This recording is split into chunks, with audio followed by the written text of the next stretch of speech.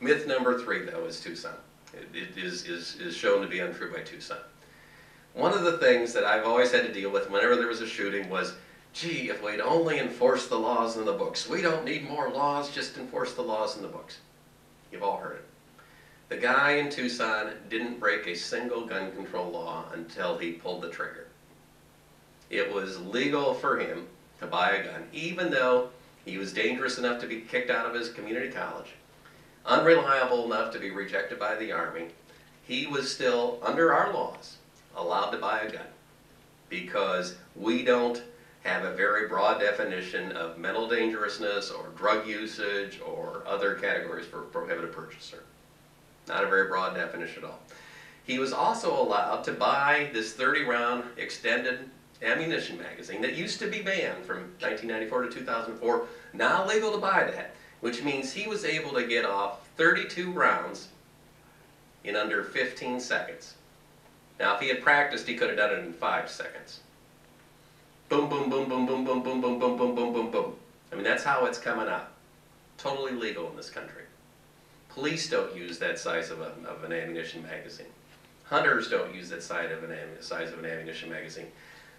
People who want guns for personal protection don't use that size of an ammunition magazine. It is only good for killing a lot of people very quickly. Totally legal in this country. And in Arizona, who has very few gun laws, it is totally legal for anyone who has a gun to carry that loaded gun in the streets of Tucson. So even if the police had spotted him coming into the parking lot out of that cab with the gun, they couldn't have stopped him because in Arizona, that's your God-given constitutional right to carry loaded guns. It's even illegal to point them.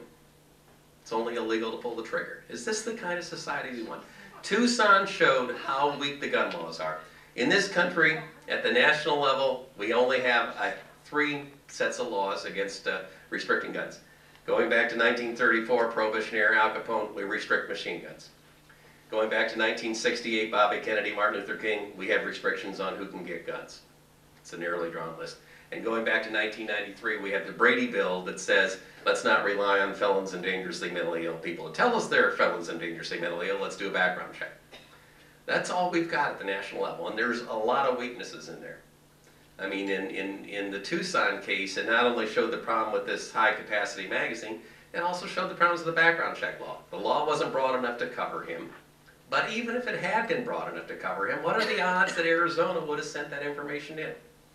You know, the Virginia Tech killer was covered by the law. The court in Virginia found him to be dangerously mentally ill and endangered himself or others. But Virginia didn't bother to send that record in. Since Virginia Tech, we did get a law passed to encourage states to send those in. Before Virginia Tech, Arizona sent in 0 records. Since Virginia Tech, they've sent in 5,000 records. That's progress.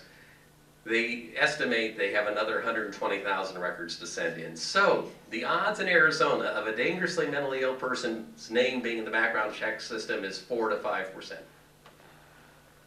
That's not very much worse. But even if the law covered him, even if Arizona had sent it in, all he would have had to do in Tucson is go to the gun show in Tucson, go to the table of the so-called private seller, and buy the gun without a background check. Happens every weekend in this country.